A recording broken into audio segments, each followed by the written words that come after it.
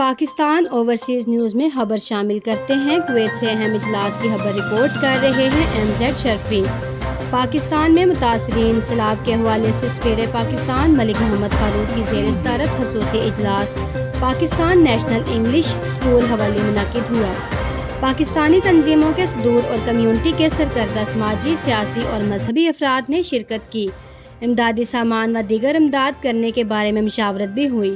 محمد عارف but صدر Pakistan business council اور Majid Ali Chaudhry member board of governor OPF کی جانب سے پاکستان میں سیلاب سے متاثرہ افراد کی امداد کے لیے سامان و دیگر امداد کے لیے ایک مشاورتی اجلاس Pakistan national English school Hawally Kuwait میں منعقد ہوا، جس کی صدارت عزت مآب سفیر پاکستان ملک محمد فاروق نے کی۔ کویت میں پاکستانی تنظیموں کے صدور اور کمیونٹی کی سرکردہ شخصیات کو خصوصی طور پر مدعو کیا گیا۔ پاکستان کے موجودہ حالات جو سیلاب کی وجہ سے پیدا ہوئے ہیں، ان سب سے مشاورت کی جائے۔ نظامت کے فرائض کویت میں پاکستانی کمیونٹی کی سرکردہ کاروباری و سماجی شخصیت حافظ محمد شبیر نے بڑے احسن طریقہ سے انجام دیے۔ اجلاس کا باقاعدہ آغاز تلاوت قرآن کریم سے ہوا، جس کی سعادت حافظ و قاری محمد اسحاق نے حاصل کی۔ حافظ محمد شبیر نے ابتدائی کلمات میں کہا، یہ وقت آزمائش کا ہے۔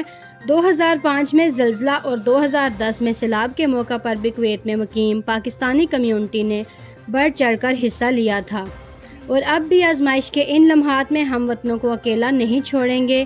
ماجد علی چودھری نے خطاب کرتے ہوئے کہا کہ وہ عزت مآب سفیر Pakistan Malik Muhammad Farooq Faisal Majeed, deputy chief head of mission سفارت خانہ Pakistan Kuwait, community welfare attache Farah Humair Sial, Kuwait میں پاکستانی تنظیموں کے صدور اور کمیونٹی کی سرکردہ کاروباری، سیاسی و سماجی شخصیات کو خوش آمدید کہتے ہیں۔ انہوں نے کہا کہ 2010 میں بھی سیلاب زدگان کی امداد کے لیے امدادی سامان جمع کرنے کے لیے ان کے اسکول کا انتخاب کیا گیا تھا۔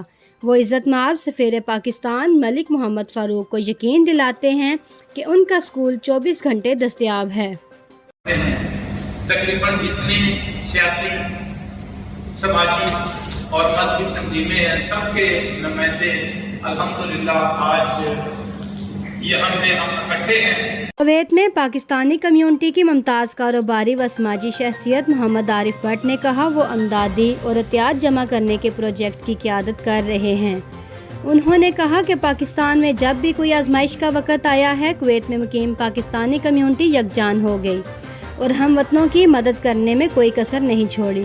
انشاءاللہ تعالی پاکستان میں سیلاب زدگان کی مکمل بحالی تک پاکستانی کمیونٹی سیلاب سے متاثرہ افراد کی مدد کا سلسلہ جاری رکھے گی۔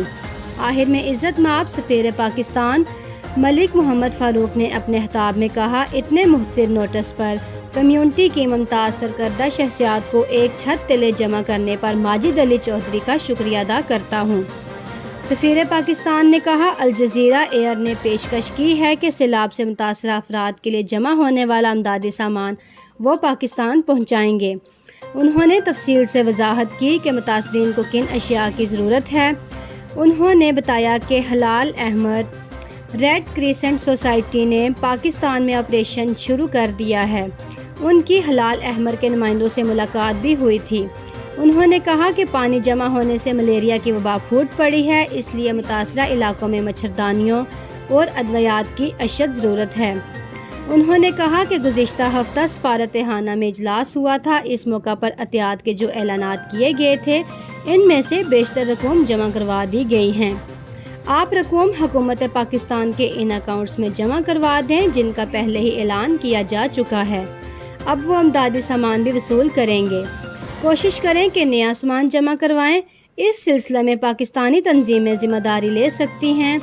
جنوبی پنجاب اور بلوچستان میں صورتحال بہت خراب ہے۔ انہوں نے کمیونٹی سے فرح دلانہ امداد کی اپیل کرتے ہیں۔